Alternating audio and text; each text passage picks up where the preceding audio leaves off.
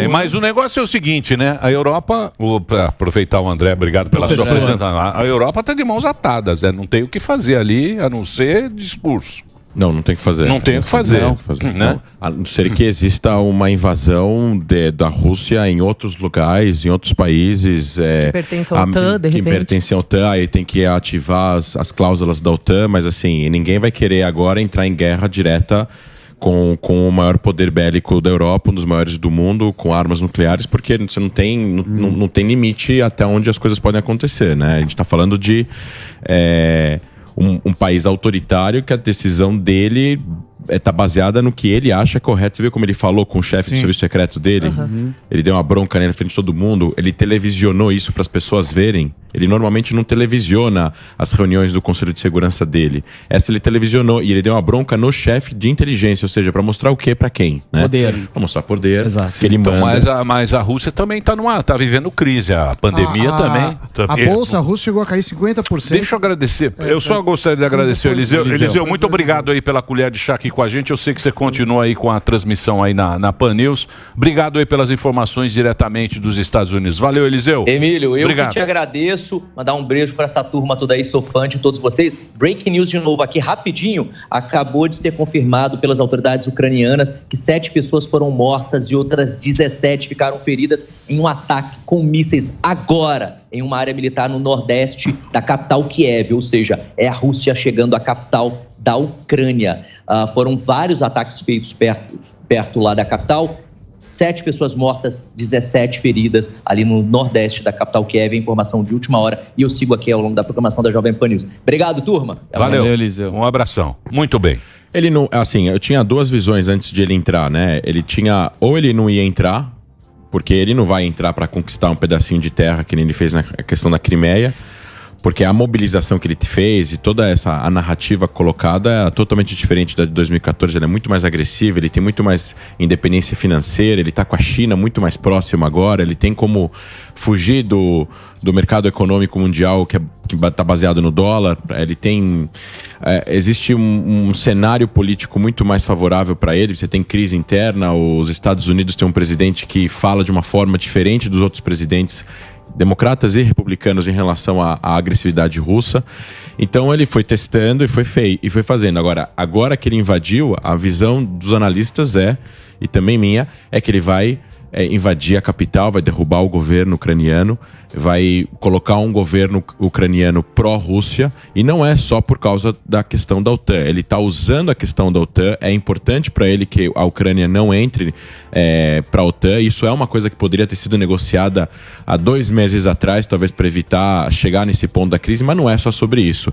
Ele não quer que a Ucrânia vire uma democracia liberal, parte da Europa, que nem a França que nem a Alemanha que nem outros países europeus são, porque ele acha que ele vai perder a influência, vai acabar ficando cada vez mais próximo da fronteira russa, essa ideia de democracia, essa ideia de liberdade econômica, e isso enfraquece a Rússia. Sim. A visão que ele tem da Rússia, porque pode ter outros líderes e políticos russos que acham que a Rússia também poderia ser uma democracia liberal e ia ser tão boa quanto, só que ele não vê isso, ele não enxerga que a Rússia seria um país forte caso ela virasse uma democracia liberal. A Rússia tem uma população de 140 milhões de pessoas, um PIB um pouquinho maior que o do Brasil, 1,5 trilhão de dólares. Já foi bem menor. Né? Já foi bem menor, mas assim, toda essa questão geopolítica mostra que a OTAN é uma parte do problema, mas não é só isso. Ele não quer que a influência cultural ocidental se aproxime. Então, mas das aí fronteiras. eu te pergunto.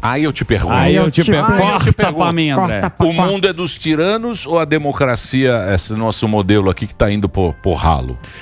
Olha, o mundo é cíclico. A história é cíclica, ela vai mudando e vai mutando ao longo das últimas centenas de anos.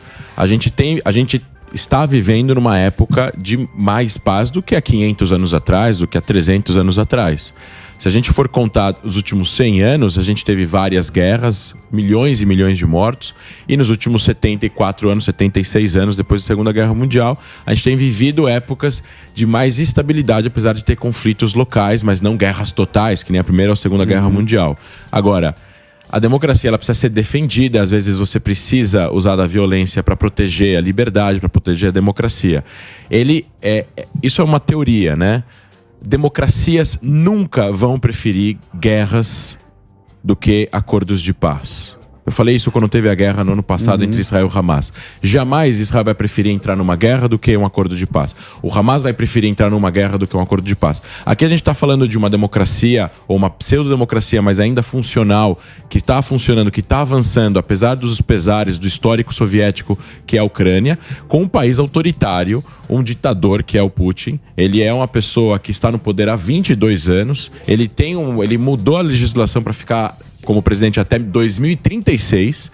E a gente está falando de um país que é muito grande, muito vulnerável nas suas fronteiras. Sim. Já foi falado aqui algumas vezes. E ele precisa dessa influência para continuar vendo a posição que a Rússia precisa continuar ocupando e quer voltar a ocupar no cenário mundial. E essa posição que um dia a Rússia esteve, ele pode achar que isso pode acontecer daqui a 20, 30, 40 anos, e ele está fazendo movimentos para fazer isso acontecer nos últimos 20 anos. Pode ser isso. E o que você acha que a respeito da China, se há possibilidade, se a China está querendo tentar invadir Taiwan, pensando no que, como a Rússia fez, viu que o Biden não teve uma postura muito forte em relação à Rússia, você acha que falou assim, acho que aqui com a gente vai ser a mesma coisa, ele não vai querer se intrometer, vamos aproveitar e fazer o que a gente quer, e se a China invadir Taiwan, se isso acarretaria talvez numa guerra mundial aí? Guerra mundial. O Gorbachev tá impossível. Tá impossível, Gorbachev. Aleia Rossi. Eu não vejo os Estados Unidos entrando em guerra direta com a Rússia ou com a China. O que fez, vou lembrar aqui, o que fez os Estados Unidos entrarem na Segunda Guerra Mundial foi o ataque japonês a Pearl Harbor. Até então, eles não tinham entrado fisicamente na guerra. Não, é simplesmente porque é breaking news mesmo. Eu disse aqui no comecinho da minha participação sobre Chernobyl, né, que era uma suspeita, mas de fato o presidente da Ucrânia disse agora: as forças de ocupação russas estão tentando tomar Chernobyl. Nossos defensores estão dando suas vidas para que a tragédia de 1986 não se repita. Relatei isso para a Premier sueca. Esta é uma declaração de guerra contra toda a Europa. A invasão a Chernobyl, a usina nuclear, que a gente sabe que teve todo aquele desastre lá em 86. O que isso pode causar, André? Simbólico, né? Não tem mais quase nada lá. Né? Não tem nada, não tem como... Não, tem radiação. Mas então, a radiação... Não, armas atômicas não tem. Aliás, foi o acordo feito, né? A Ucrânia devolveu as armas atômicas que estavam em seu solo. Com a promessa de que não ia ter a sua soberania nacional violada, né? E qual o interesse em invadir Chernobyl? Não, eles estão invadindo a Ucrânia simbólico, inteira. Você precisa ter território. Deixa eu fazer uma pergunta que você tem uma percepção. Calma aí. Do Biden. Você acha que essa... Calma aí. Ele não respondeu. Deixa ele responder. Eu quero saber se está empolgado. O que é? Eu quero saber, porque ele não respondeu. Eu perguntei se essa movimentação da China é visto que o Biden não agiu de uma maneira tão firme como todo mundo estava esperando. Então, vamos lá. Os Estados Unidos são uma democracia. Sim. A Rússia não é uma democracia, é um país autoritário e tem lá uma pessoa que poderia ser considerada um ditador, né? Dentro das proporções que a gente conhece de ditadores. A economia dos Estados Unidos é uma economia de 20 e poucos trilhões de dólares por ano. A economia da Rússia é 1,4, 1,5. Quando um líder do país democrático fala alguma coisa e não cumpre, não importa quem ele seja, os outros líderes que não são democráticos vão crescer. É isso. É mais ou menos o que aconteceu quando, por exemplo, o Obama colocou uma linha vermelha ao Assad sobre armas químicas na Síria.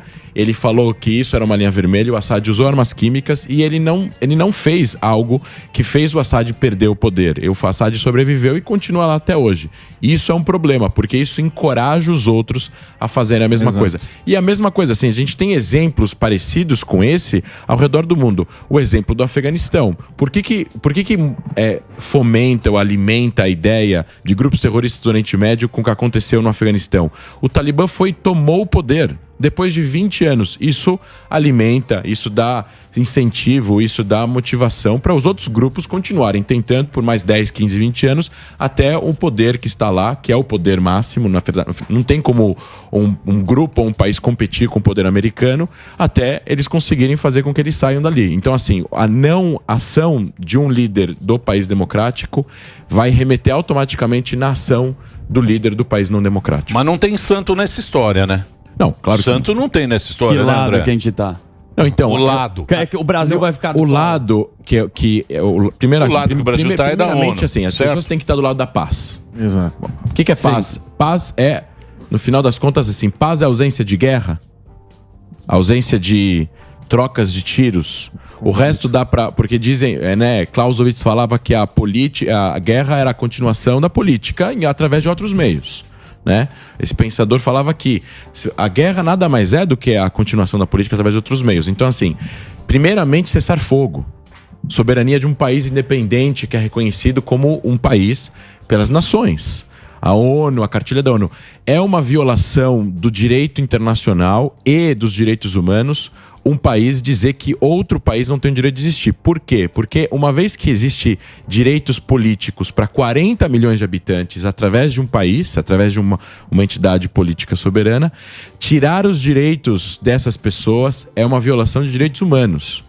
A gente faz a comparação com qualquer outro país que já existe e que as pessoas falam, ele não pode existir, esse país tem que ser destruído. Isso é uma violação.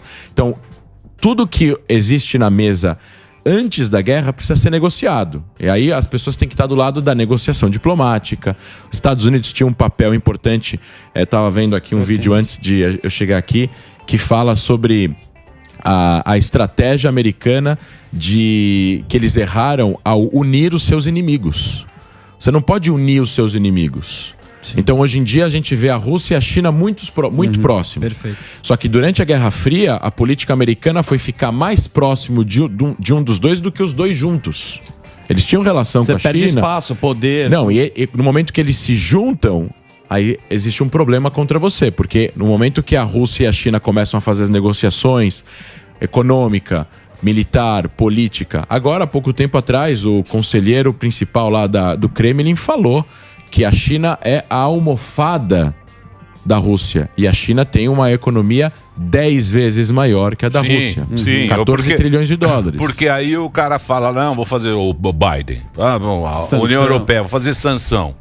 Então, mas sanção? Que sanção que o cara vai fazer? Bloquear dinheiro. O cara não consegue segurar Cuba. Tá, 50 anos faz sanção em Cuba, fez no Irã. Tem outro recurso, fez no Iraque, do Norte. Na Coreia do Norte. Então, a gente já não tem mais esse negocinho. O André, rapidamente aqui. O André, posso fazer uma questão rápida? Só uma... Então fica à vontade. Do que é? Uma questão do quê? A questão é o seguinte, a gente quer saber o que o Putin quer falar com isso. Porque quando o cara tá blefando, não. O tempo inteiro o cara não avisa quando ele vai pra guerra. E a última notícia que a Kalina falou aqui, o Putin falou, ó, quem entrar vai tomar porrada. Sim. Ele tá macho pra caramba. O que ele quer dizer com isso? Com os Estados Unidos especificamente? Qual é a mensagem que ele tá mandando? A mensagem dele é que ele está preparado para usar o exército russo contra qualquer ameaça que vier de fora do que ele tá fazendo lá. E ele tá falando assim, que ele declarou assim, forças de paz, soldados ucranianos, larguem as armas e voltem para casa. Ou seja, o que ele tá querendo dizer com isso? Se ninguém atirar, eu não vou atirar, mas eu tô entrando no território ucraniano. E quem se meter vai tomar porrada. E quem se meter, eu vou contra-atacar. Mas ele pela forma como ele invadiu a Ucrânia, ele vai conquistar o território ucraniano. Ele tá a poucos quilômetros da capital. Ele quer derrubar o governo. Ele quer derrubar o governo. E aí ele quer trazer para lá um governo que seja pró-Rússia. Então, mas lá o presidente que ganhou foi 2019, a última eleição que teve lá. Esse presidente aí, que é aquele nome complicado. Um dos mais pró-Europa que existe. Isso. Aí ele esperou a pandemia, enfraqueceu a pandemia, aí falou, a hora é agora. Vou entrar lá agora, pá. Só que aí entrou Biden, entrou todo mundo. Mas você não acha que o errado é os Estados Unidos, depois que acabou a União Soviética, ele querer implantar a democracia dele no mundo inteiro? Aí não foi o grande problema de tudo, dele falar, não, isso, o que a gente faz serve para o mundo inteiro. Porque como é que você vai explicar para um chinês a democracia americana, a democracia ocidental? Então, eles não tentaram implementar a democracia em lugares que é praticamente impossível. O que acontece é o seguinte... Como não? No Oriente Médio? Não, eles não tentaram implementar a democracia na Arábia Saudita, na Coreia... Eles não chegaram com tanques na Arábia Saudita e falaram, agora tem democracia na Arábia Saudita. Eles não chegaram a ter arma nuclear. Não chegaram lá, Essa é a treta. Existe uma política existe uma política de soft power dos Estados Unidos que é cultural e econômica, e os Estados Unidos precisa que existam democracias para que exista comércio livre, e o comércio livre ajuda a economia americana. Agora, existem valores. Existem muitos americanos que acreditam que o mundo é um mundo melhor se existir mais democracia do que não democracia. Nós também acreditamos nisso, dá para provar com números. Aonde existe mais democracia, existe menos morte. Onde existe democracia, existe mais liberdade. A liberdade econômica, inclusive. Claro, existem discussões de linhas políticas econômicas, se é mais para cá ou mais para lá, mais bem-estar social, menos bem-estar social. Mas a liberdade econômica ela existe no Brasil, existe nos Estados Unidos, existe nesses países. O fim da União Soviética causou que vários países que se tornaram independentes procuraram essa liberdade porque sofreram muito quando estavam baixo a tutela da União Soviética e dessa ditadura e desse sistema econômico que era a União Soviética. Então, mas quando os Estados Unidos foram para o Afeganistão, que estava com a Rússia, com a União Soviética, em 80, Família Bin Laden. Financiaram os terroristas, os Estados Unidos. Financiaram mesmo o Putin, ele fala que na guerra da Chechênia, Estados Unidos financiou também. Ele acusa. Estados Unidos também não é eles deram dinheiro para os mujahidins no Afeganistão para lutar contra a invasão soviética ao Afeganistão. Agora, por que vamos voltar um passo antes? Por que a União Soviética invadiu o Afeganistão? Por quê? Qual era o você é especialista. Ele levantou pra ele falar. Pergunta pra você mesmo. Eu pensei que vocês iam responder. Não, mas ninguém sabe. Qual era o argumento soviético para invadir o Afeganistão? A única forma que o argumento que eles deram é o governo que entrou agora é um governo antagônico aos interesses soviéticos comunistas. Mas sempre assim, no Afeganistão. Assim, os Estados Unidos, claro, a gente tem que medir a régua de acordo com a realidade, que chama realpolitik, né? A gente não tem que medir a régua com a utopia. É claro que os Estados Unidos não são santos, nenhum país é santo. Os países agem por interesse nacional. Mas se existem alguns países que, além do interesse nacional, existe um pouco de valor, de democracia, de bom senso, de ética, de moral, de interesse que as pessoas sobrevivam, de interesse de ajudar as pessoas, são países com valores democráticos. Porque os países democráticos são feitos, construídos e governados pela população e não por uma classe política. Tá, beleza. Ótimo. Aí entra a ONU, entra a OTAN, entra isso aí que foi feito depois da Segunda Guerra, que é um mecanismo de controle. Mas o Putin também, ele tá com medo. Por quê? Porque tá todo mundo se aliando à OTAN e estão encurralando ele. Sim. Entende? Esse é que é o problema do Putin também. Ele fala, opa, ele diz que como é que você vai entrar na Ucrânia, aí eu vou ficar... Ocidentalizar. Isso, eu vou ocidentalizar. Ele vai ficar menor. O argumento dele, há 2 meses atrás, há 1 mês atrás, que ele falou o seguinte, numa entrevista que ele respondeu para uma jornalista que perguntou... Ele falou, escuta, eu não tô levando foguetes para a fronteira do México com os Estados Unidos, eu não tô levando foguetes para a fronteira com a Inglaterra, é eles que estão trazendo mísseis e foguetes e armas para nossa fronteira. Esse argumento isolado, ele é válido para uma discussão. Ele é válido. Mesmo que seja uma ditadura, ele é válido. Não pode colocar foguetes perto da minha fronteira. Eu vou atacar se você colocar e eu quero fazer um acordo para que vocês não coloquem mais. É válido esse argumento. Por mais que seja diferente, Israel ataca forças iranianas na Síria. Tudo bem, Israel é uma democracia, a Síria não é, o Irã não é, mas Israel não quer forças iranianas na sua fronteira porque essas forças estão sendo colocadas lá para atacar Israel. Então ele vai, ataca, invade a soberania de acordo com a mídia internacional, a gente vê isso nos jornais, ele invade a soberania síria e destrói forças iranianas na Síria. No acordo de Israel com o Egito não pode colocar aviões e tanques no Sinai. É território egípcio. Eles poderiam, mas o acordo prevê que não se coloque porque é uma questão de confiança. Então esses acordos, eles acontecem. Isso não é uma violação da soberania. Poderia acontecer esse acordo, a Ucrânia poderia entrar numa negociação com a Rússia e falar assim, tá bom, a gente não entra na OTAN, mas a gente vai entrar na União Europeia, a gente quer ter mais instituições.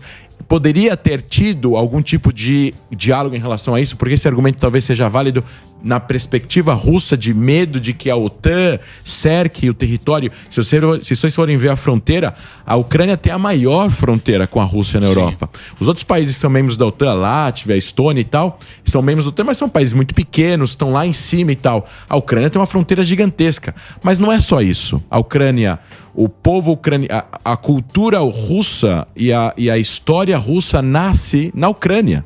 Uhum. A Ucrânia é o maior país ex-União Soviética na época da União Soviética. 1/3 do poderio militar soviético estava dentro da Ucrânia. quando a União Soviética se desfez. Teve o genocídio na Ucrânia. Sim.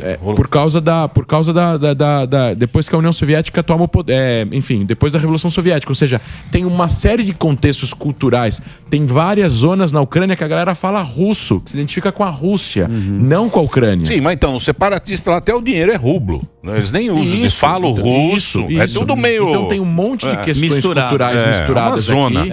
É uma zona. Que fazem com que a Ucrânia não seja só. A população está dividida, né? A população que vive a oeste tá do lado assim, não gosta da Rússia, acha ele um ditador, um autoritário. Vocês viram que eles postaram aí no Twitter? Eles postaram, a página oficial da Ucrânia postou uma foto de uma charge que é Hitler, tipo grande, assim, alto. Se tiver aí, se vocês acharem, colocar aí na Twitter. Muitos memes. Tem a página da Ucrânia. Agora, e ele tá fazendo um carinho na cara do Putin. Você sabe que o Brasil sempre resolve problemas. Com memes. Twitter também. Ontem colocaram lá. Nós temos aí, por favor, pode colocar memes. A gente colabora na guerra com memes. Olha, veja vocês. A Paula Oliveira pinta uma unha de branco pela paz. Chega de violência. Então ela tem uma unha branca pela paz. Agora, isso é importante. Agora o Putin vai parar. O Putin agora acabou de recuar. Muito.